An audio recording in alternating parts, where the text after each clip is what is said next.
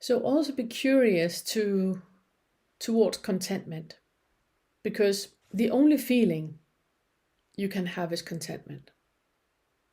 And the only action you can ever show is kindness. Everything else is ego. If you have any other feeling than contentment, then look at it. Look at it. You cannot be anything but content with what is right now. And if you have a feeling about not being content, then be curious to what that illusion is about. How can you not be content? Things are as they are. There's nothing to be but content.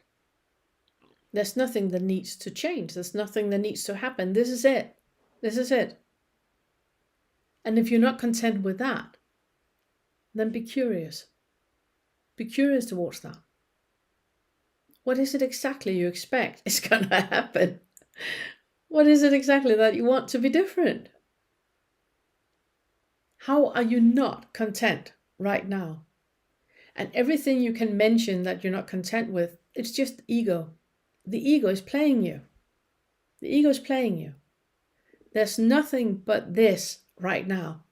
You can only be content about it. Even if you're having a root canal while you're listening to this, or somebody has stolen your cucumber from the cart. There's nothing else than contentment. If you're in a huge argument, there's nothing but contentment.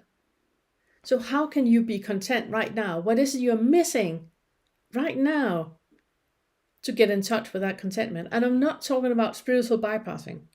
I'm not talking about, I'm so content, I'm so happy, everything is fine.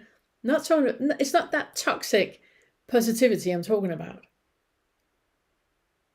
It's not that. If somebody steals your cucumber from your cart, you know what I mean? Then be content with realizing that you had an identification. You were identifying with something that you were not aware of actually was a thing. Wow. That's great to become aware of.